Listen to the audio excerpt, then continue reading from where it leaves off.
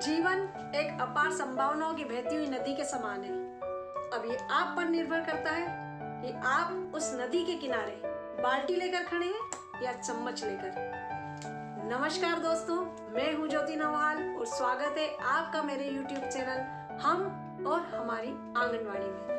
तो कैसे हैं आप सब? आज मकर संक्रांति का पर्व है, बहुत ही खुशियों का भरा दिन है दोस्तों, और आप सभी ने मकर संक्रांति बहुत खुशियों से मनाई होगी। आप सभी को मैं आज मकर संक्रांति की बहुत बहुत बधाई देती हूँ और साझा करती हूँ आज के अनुभव। लेकिन इससे पहले मैं आप सबसे बात करना चाहूँगी, क्योंकि कई लोगों ने मुझसे पूछा, पर्सनली रूप से भी पूछा कि ये पोषण मटका क्या है। हो सकता है कि आपके स्टेट में या आपको पोषण मटका न पता हो, तो मैं बताना चाहूँगी कि हमारा जब पुराने मतलब 2 साल पहले जब 19-20 में कोरोना आया, और जब कोरोना के दौरान हमारे बहुत सारे परिवारों में अनाज के लिए दिक्कतें हुई, बहुत सारे लोगों के भुखमरी की स्थिति हुई, तो हमारी एक कार्यकर्ता का मेरे पास फ़ोन आया गांव से कि मैडम मेरे गांव में सभी मजदूर हैं और यहाँ पर बहुत दिक्कत हो रही है कि लोगों के पास अनाज नहीं है, मंडियाँ बंद है, पैसा नहीं है, क्या करें?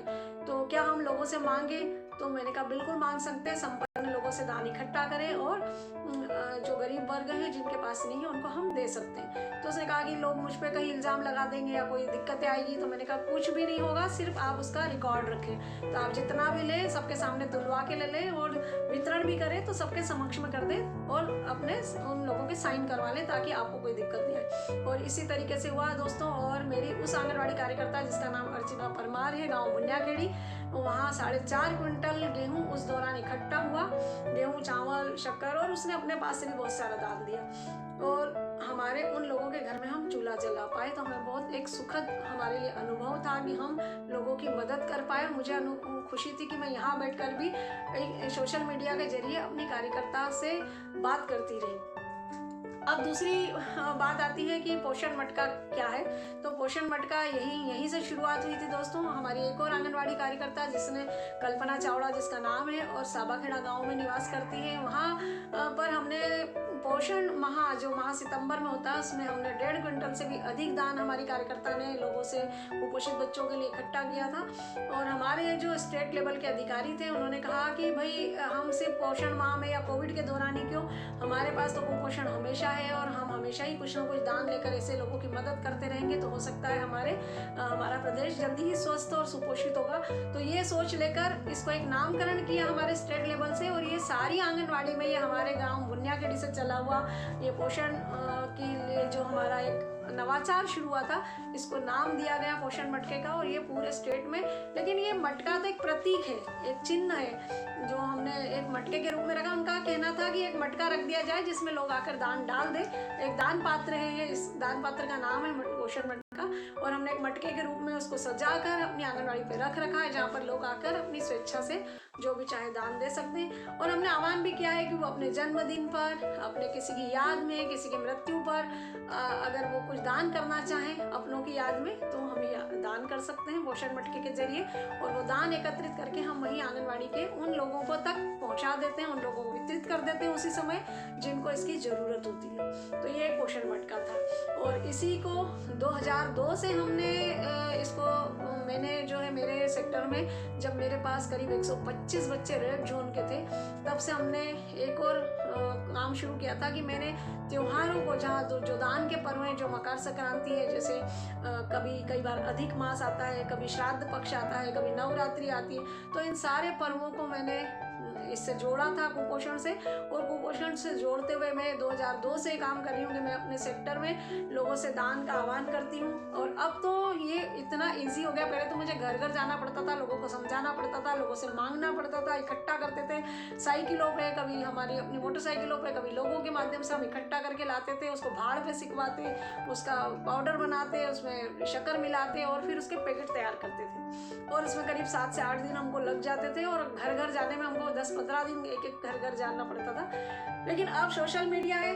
तो हमारे लिए बहुत आसानी हो गई है। हम एक संदेश लिखते हैं सोशल मीडिया पे और उसके जरिए हम लोगों से आह्वान करते हैं, और अब तो हमारा 3 से 4 दिन में या 2-3 दिन में इतना काम हो जाता है। मुझे खुशी है कि कल जो मेरे पास दान इकट्ठा हुआ था, करीब 25 किलो दान मेरे केवल 3 मिलने वालों ने ही ये दान किया। एक दिल्ली से हमारी दोस्त हैं वाणी पांडे, एक इंदौर से हमारी बहन है कामिनी शर्मा, एक हमारे जिला पंचायत के अधिकारी हैं, कर्मचारी हैं, अपना क्या नाम है उनका, विनोद जी विजयवर्गीय।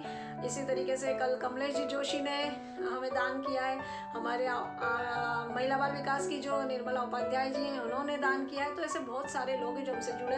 कई लोग मेरे से 2002 से जुड़े हैं। एक हमारे प्रदीप जी हिंगड़ जी का परिवार है, दूसरा राजेश कासट जी हैं, संजय नीमा जी हैं। ऐसे कई लोग हैं जो पुराने समय से जुड़े हुए हैं और जो हमेशा मुझे दान करते रहते हैं आंगनबाड़ी के लिए, और काफ़ी सालों से वो लोग सहयोग करते आ रहे हैं।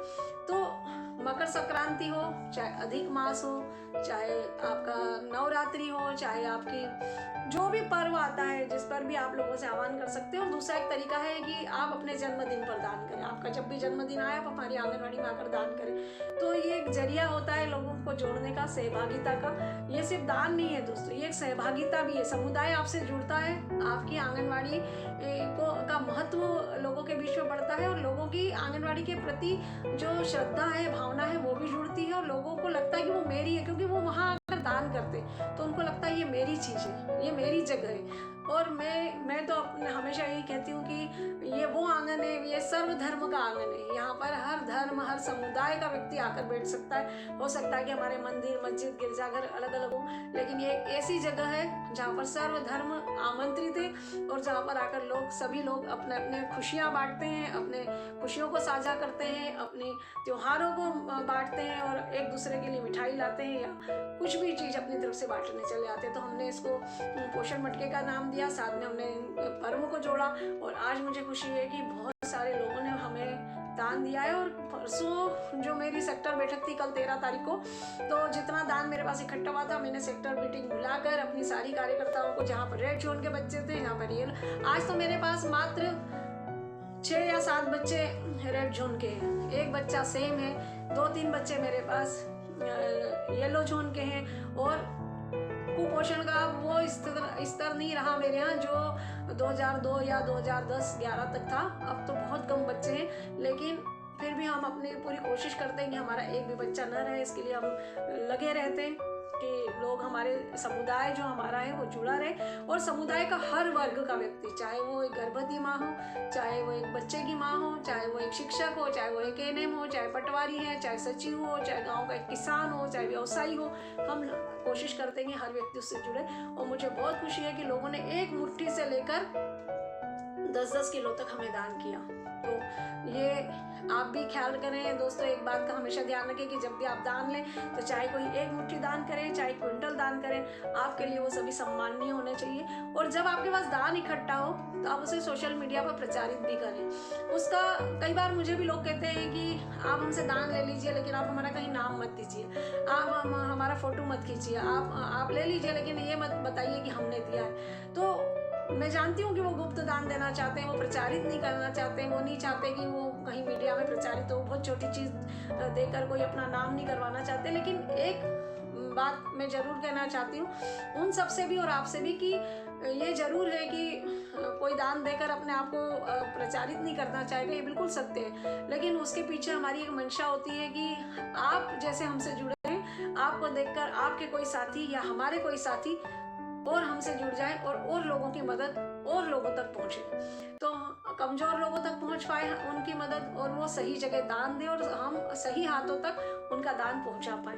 तो ये हमारी एक कोशिश होती है, और इसीलिए हम साझा करते हैं सोशल मीडिया पे सारे फोटोग्राफ, सारे लोगों की बातें, सारे हमारे दान के फोटोग्राफ, हमारे कुपोषित बच्चों तक जहाँ मैं दान इकट्ठा करती हूँ, लेती हूँ, वहाँ के फोटो, फिर जब मैं अपने आंगनबाड़ी कार्यकर्ता को देती हूँ वो फोटोग्राफ, और फिर उसके बाद हमारी कार्यकर्ता गाँव में जाकर जब उस कुपोषित बच्चे के परिवार को देती है वो फोटोग्राफ, हम एक दानदाता के 3 से 4 फोटोग्राफ इकट्ठा करते हैं ताकि हमारी पूरी पारदर्शिता बनी रहे और कहीं भी हम पर कोई जो एलिगेशन नहीं आए या हम पर कोई ऐसा इल्ज़ाम न लगे कि हमने अपने लिए इकट्ठा कर लिया या हम खा गए या हमारी कार्यकर्ता ने कहीं उसका दुरुपयोग कर लिया। तो ऐसे इल्ज़ामों से बचने के लिए हम अपनी पारदर्शिता को बनाए रखते हैं। और दूसरा, कई लोग हमें पैसे देते तो हम ये भी कहते हैं अब तो सोशल मीडिया ही नहीं, अब तो हमारा जो नेट है ये भी इतना शक्तिशाली है कि आप सीधे दुकानदार को पेमेंट कर सकते हैं। आप हमें पैसा ही मत दीजिए, हम दुकानदार के नंबर देते हैं, आप वहाँ पेमेंट कीजिए, वहाँ से हम सामान उठा लेंगे। तो हमारी पारदर्शिता और भी बनी रहती है। तो आप भी कीजिए। मैंने आपसे आज ये साझा किया कि पोषण मटका क्या था, और दूसरा आज के मेरे अनुभव थे।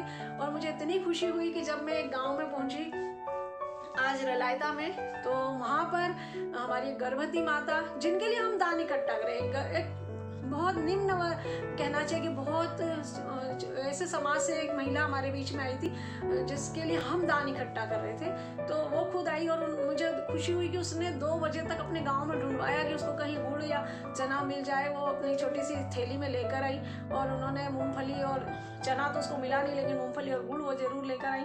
उन्होंने कहा मुझे दुख हो रहा है कि चने मुझे नहीं मिले। मैंने कहा कोई बात नहीं, ये आपका जो दिया हुआ दान है यही हमारे लिए सर्वोपरि है। और मुझे खुशी थी कि उनके घर में छोटा सा बच्चा था जिसके लिए उसके दान की जरूरत थी, वो खुद हमारे आंगनवाड़ी के बच्चों के लिए दान देने आई। तो ऐसे लोग जब हमसे जुड़ते हैं, हमारी आंगनवाड़ी से जुड़ते हैं, तो हमारी आंगनवाड़ी की सार्थकता बढ़ जाती है। हमारे आंगनवाड़ी का वो आंगन हमें इतना अच्छा लगने लगता है कि हम उसके शब्दों में बयान नहीं कर सकते। तो आप भी कीजिए और इस तरीके से लोगों से जोड़िए। दान तो एक जरिया है लोगों को जोड़ने का, समुदाय को आपकी आंगनवाड़ी से जोड़ने का और कुपोषण को खत्म करने का। तो बने रहिए, व्यस्त रहिए, मस्त रहिए। और आज के लिए इतना ही, लेकिन इतना जरूर कहना चाहूंगी दोस्तों कि आप मेरे एपिसोड को देखते रहिए। अगर आपको मेरा ये एपिसोड पसंद आया है तो लाइक करना ना भूलिए, इसे शेयर कीजिए अपने दूसरे दोस्तों से और सब्सक्राइब जरूर कीजिए। और जिन्होंने एक बार सब्सक्राइब कर लिया है वो उसे बार बार सब्सक्राइब ना करें। और एक बात और मैं कहना चाहूंगी, शायद हमारी कई बहनों को सब्सक्राइब करना ना आता हो दोस्तों, तो मैं आपको ये और कहना चाहूंगी कि आप किसी भी ऐसे बच्चे से या घर के ऐसे मेंबर से जो सोशल मीडिया पर या जो मोबाइल पर दिन रात काम करते हैं या दिन रात बने रहते हैं, आप उनसे कहेंगे कि YouTube पर हम और हमारी आंगनवाड़ी के नाम से मेरा चैनल है, उसे सर्च करें और उसे सब्सक्राइब करें, तो वो मेरा चैनल सब्सक्राइब कर देंगे। अगर आपने मेरे पिछले एपिसोड नहीं देखे तो आप हम और हमारी आंगनवाड़ी को सर्च करें और वहाँ से आप मेरे पूरे पुराने एपिसोड भी देख सकते हैं। दूसरी, अब अगले एपिसोड में मिलते हैं। आपसे आज के लिए इतना ही, और मैं लेकर आने वाली हूँ अगले एपिसोड में आपके लिए खुशियों की टोकरी। तो इंतजार कीजिए और फिर मिलते हैं नए सब्जेक्ट के साथ। आप सबके साथ साझा करने वाली हूँ कि खुशियों की टोकरी क्या है, जिसे हमने नाम दिया है खुशियों की टोकरी। तो आज के लिए इतना ही, धन्यवाद, नमस्ते, शुभ रात्रि।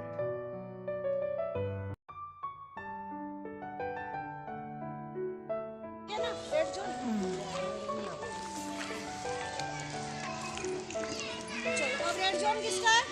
आ जाओ, बाउन आ जाओ। रेड जोन और येलो जोन। चलो अब किसका है?